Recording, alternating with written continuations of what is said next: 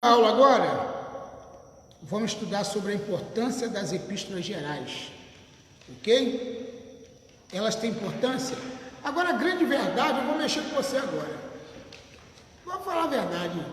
Gente, quantas vezes você ouve uma pregação baseada nas epístolas gerais? Você escuta? Uma vez só, esse tempo todo de frente. Uma vez só? Eu lembro, É muito pouco, né? Agora, vocês pregam, né, também, né? Oi? Você prega, né, também, de vez em quando. Vocês pregam nas epístolas? Qual é a preferência dos pregadores hoje nas igrejas? Qual é a preferência de mensagem que você vê mais os pregadores pregando? Prosperidade. Mas baseada em quê? Em qual livro? Em qual parte da Bíblia? Qual mensagem que você vê mais? Mas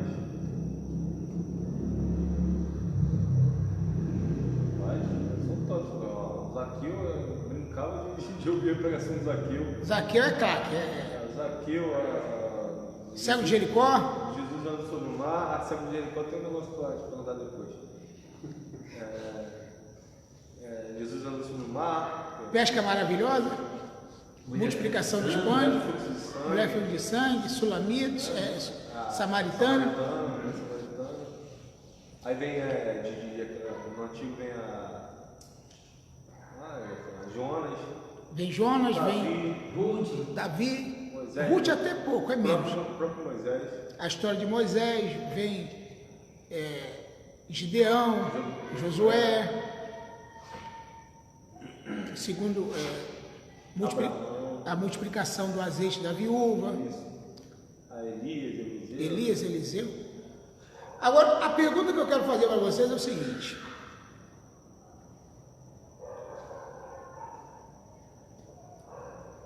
nós não somos judeus, nós somos gentios, tá? Nós somos enxertados na videira. Aí eu falei o seguinte: a maioria das igrejas evangélicas não prega o evangelho. Qual é a parte da Bíblia que os evangélicos deveriam pregar mais? É a do Antigo ou do Novo Testamento? Qual é a parte da Bíblia que a gente devia pregar mais?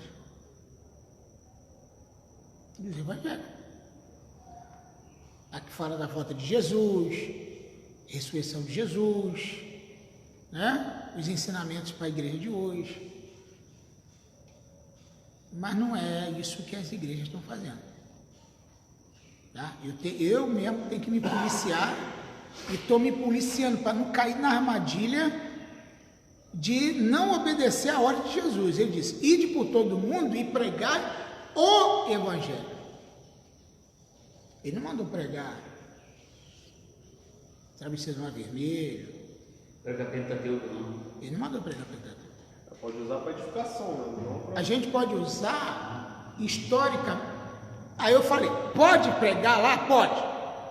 Apontando para o futuro. Porque as coisas que aconteceram no passado são o quê? Alegorias para o futuro. Tabernáculo. Se a pessoa pregar sobre o tabernáculo, mas não fala nada do que o tabernáculo representa no futuro, ele não está pregando o evangelho. Ele tem que pregar. Eu quero falar da Arca de Noé. Tá bom, amém. Legal falar da Arca de Noé. Mas o que significa a Arca de Noé para hoje? O arrebatamento será como naquele dia. Como naquele dia. Então, quer dizer, se você não pegar a história do Antigo Testamento e não fazer daquilo uma pregação do Evangelho, você só está contando história. É o que Paulo falou. Para de história, de mitos, né? De fábulas, analogias. Tem que parar. E tem que aprofundar no que é perfeito. Doutrinas elementares, porque historinha de Davi, que matou Golias, eu falava para meus filhos quando tinham 1 ano, 2 anos. Eu vou ficar nisso até quando? Toda a vida? que Davi pegou uma pedra, 5 pedras, e uma das pedras mirou, acertou na terra do Golias? Você começa a contar uma ótica diferente já. Era impossível, mas ele conseguiu. Aí vai aumentando o tamanho, vai contar a mesma história. Vai, a mesma história contada de forma diferente, a mesma coisa. Aí você está sentado no banco da igreja há 20 anos escutando a mesma coisa.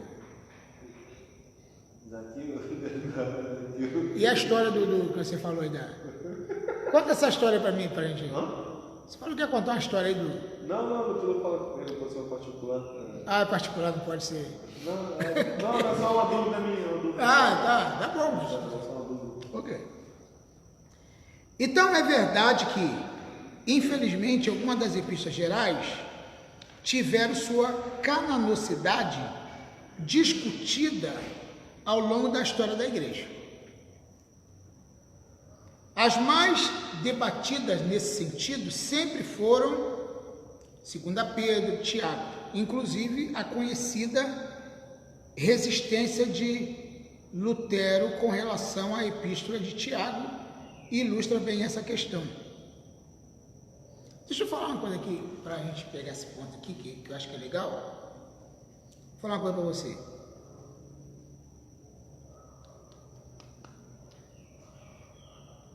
Paulo falou o seguinte, em Efésios capítulo 2, versículo 8. Pela graça sois salvos por meio da fé, e isso não vem de vós, é um dom de Deus, tá certo? Ele falou isso? Não vem das obras para que ninguém se glorie. O que Paulo está dizendo? Que as obras não têm valor nenhum, que tem que ter fé. Aí o que Tiago fala? Sabia que ele contesta o que Paulo disse? Porque quem escreveu primeiro foi Paulo. Aí o que Tiago fala? A fé sem obra é morta. Quer dizer, é como se tivesse os dois. E eles tiveram esses problemas realmente de discordância um do outro. Pedro discordou de Paulo. João discordou de Paulo. Tiago discordou de Paulo. Sabia disso ou não? Tem essa discordância. Pedro até discutiu, né? Até discutiu. E quando Paulo está dizendo que a obra não tinha valor nenhum, o Tiago estava falando, não tem que ter obra, porque a fé sem obra é morta. Sim, mas ele dá para entender os dois lados. As duas tem que andar junto, Isso né? aí, Paulo está querendo falar que só as obras não vai salvar, entendeu? Sim. Mas o Tiago está querendo o seguinte, porque as pessoas vêm com a dúvida. Ô apóstolo Tiago, tira uma dúvida comigo aqui. O apóstolo Paulo falou que não precisa fazer obra não, porque a obra... Não era isso que ele falou. Ele falou que pela graça social por meio da fé, isso não vem de vós, dom de Deus, e não vem das obras. Quer dizer, para ninguém se gloriar. Então não precisa fazer nada. Aí o Tiago, com todo jeito, não, gente, não foi bem isso que ele quis dizer. Vamos tentar amenizar essa briga aí. A fé sem obra é morta. Quer dizer, para ser salvo, não precisa fazer as obras, mas as obras mostram que você está salvo, né? Mais ou menos isso, tentou juntar. Aí se você for lá em Pedro, você vai ver que Pedro também teve uma divergência do que Paulo disse. Quer dizer, tem uma coisa que João falou, que discordou do que Paulo tinha falado numa carta dele. Por exemplo, aqui, Paulo falou que o pecado foi tirado. Em Romanos, Paulo falou que o pecado, Romanos 5,12, diz que o pecado estava no mundo até Moisés. E agora o pecado foi tirado. Para aqueles que não têm Jesus, não tem mais pecado. O pecado foi tirado. Está na Bíblia isso. Aí o João vem falando o seguinte: quem disser que não tem pecado está mentindo.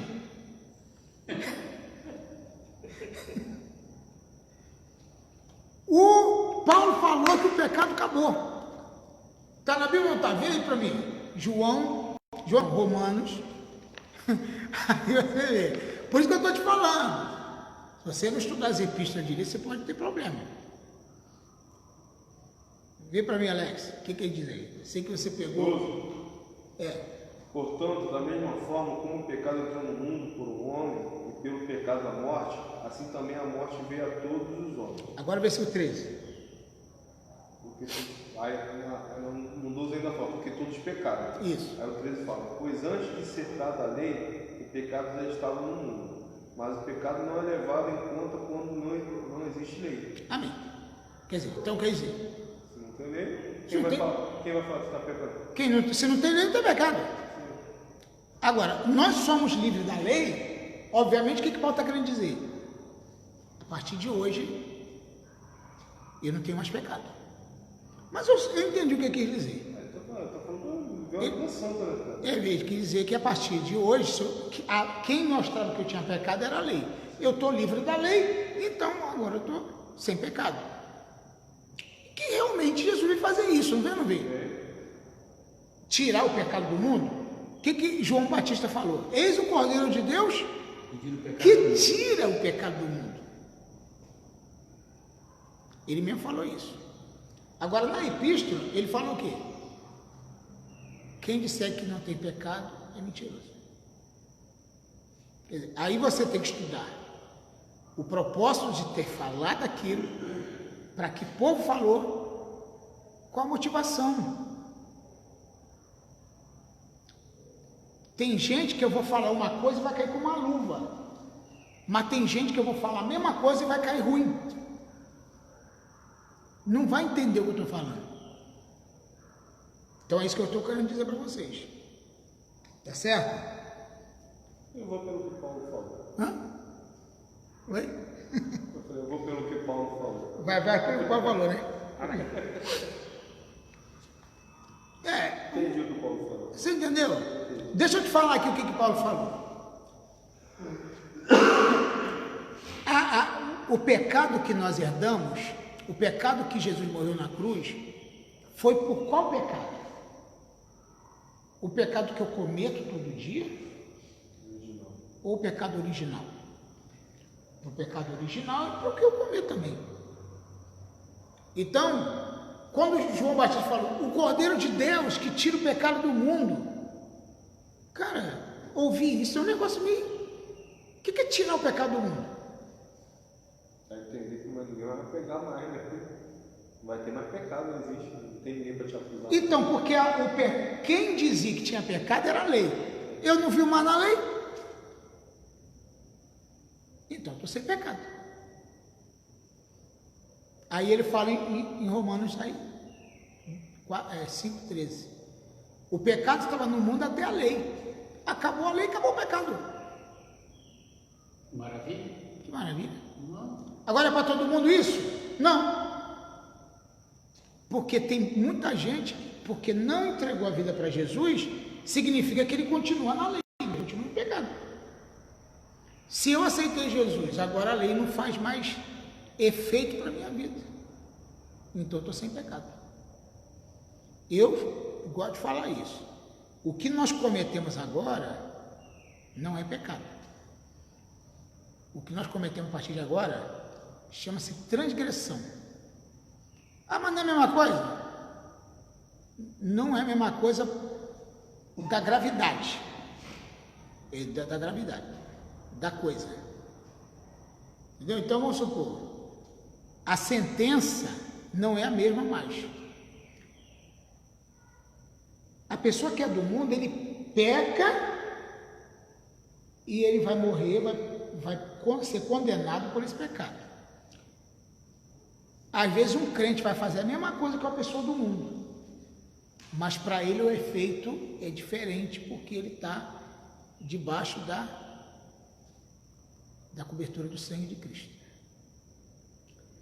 Então, quando João falou, o Cordeiro de Deus que tira o pecado do mundo, quer dizer, aí o que João também fala? João 3,16. Deus amou o mundo de tal maneira que deu o seu Filho unigênito para que todo aquele que nele crê não pereça, mas tenha vida eterna. Para viver uma vida sem pecado e ter a vida eterna, tem que crer em Jesus. Pronto, acabou, está resolvido. Porque pecado é errar o alvo. Pecado é errar o alvo, é você deixar de seguir alguém que veio resolver esse problema que o Adão criou para a gente. Jesus veio para resolver esse problema. Essa é a base do Evangelho. Por isso tem gente que fala assim, poxa, é tão fácil assim o Evangelho? Eu queria que fosse mais difícil. Porque tem gente que quer, que ele não acha que é tão fácil. Ele fala assim, poxa, é assim mesmo, tão fácil aceitar Jesus, entregar minha vida para Ele e eu estou livre do pecado? É assim mesmo? É assim mesmo, fácil. Não, assim eu não quero, eu quero coisa difícil. Né? Mas tem pecado, mas tem um porém, né? Você quer a paz por todos e a santificação. Aí ele vai ter que seguir alguns padrões. Sem a qual ninguém verá o Senhor. Ele tem que ter... Porque quem aceitou Jesus tem que aceitar tudo de Jesus, né? Isso aí. Exatamente. A pessoa fala assim, não é aceitar só o nome de Jesus. Quando a gente fala aceitar Jesus, que não tem esse termo na Bíblia, mas quando a gente fala aceitar Jesus, a gente está falando aceitar o estilo de vida e os ensinamentos de Jesus. Não é aceitar, eu já aceitei Jesus. Mas não, Agora encheu com Eu sou gospel. a barriga de cachaça. mas não aceitou Eu sou gospel. os ensinamentos. Gosta? Não aceitou os ensinamentos, não aceitou nada. Entendeu? Então essa é a questão. É verdade. Bom, então para a gente continuar aqui, e já indo para o final. Mas as epístolas gerais são de suma importância para a igreja.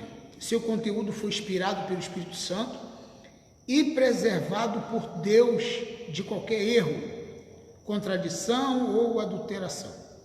Elas trazem introduções que jamais devem ser desprezadas pelos cristãos. As epístolas gerais tratam de questões que são comuns a todos os crentes de todas as épocas. Elas exortam os cristãos acerca do problema do sofrimento, encorajam-nos a viver em obediência ao Senhor e ensina os crentes sobre como eles devem preservar na fé e ser zeloso pela pureza do Evangelho, se opondo aos falsos mestres e às suas doutrinas. Combinadas as epístolas paulinas, as epístolas gerais formam um conjunto teológico doutrinário que fornece uma perspectiva completa acerca do fundamento da fé cristã. Queria fazer um desafio com vocês. Esse mês, um desafio bom para vocês mesmos. Durante esse mês, até a gente voltar para a próxima aula, e nós estamos devendo aí com essa 3 provas, né? Mas eu queria Vamos chegar fazendo as 3 provas. chegar fazendo 3 provas. E fazendo um desafio. Durante esse mês todo, dá para ler as epístolas todinha? De Hebreus até Judas? Vamos fazer esse desafio? Um mês para a gente fazer isso? As epístolas gerais? Gerais. Não é difícil. Não. Pega aí 15 minutos por dia, você consegue. Dá pra. Até o final do mês, dá pra ler a epístola de Hebreus. Só isso. Não, dá mais. Vamos fazer um desafio, eu vou ler com vocês? Eu vou ler junto. Pastor, Vamos escolher um horário aí? Se para você é melhor de dia ou de noite? não dá de dia não. De noite então, antes de dormir, tá certo? Pode ser. Antes de dormir. Eu vou lembrar, hein? Posso ligar para lembrar? Pode mandar mensagem. Ó, Tá na hora de ler as epístolas. Vamos lá, gente. Posso ligar? pra mim pode ser à noite. Então à noite. Vamos à noite? Eu já uso. O Geraldo você pode mandar qualquer hora. O Geraldo, eu passo por uma entrega, o Geraldo tá com essa mochila na mão, vamos vir pela rua, eu falei, o Geraldo, ainda falta um mês pra aula, Geraldo. Ele tá com a mochila na mão, pastor. Tá andando pra igreja, lá com a mochilinha na mão. Mas ele tá estudando. Geraldo é João. Sim. Dedicado. Vamos orar, gente. Vamos agradecer ao Senhor. Mora específica não de Deus. Irmão, você é maluco.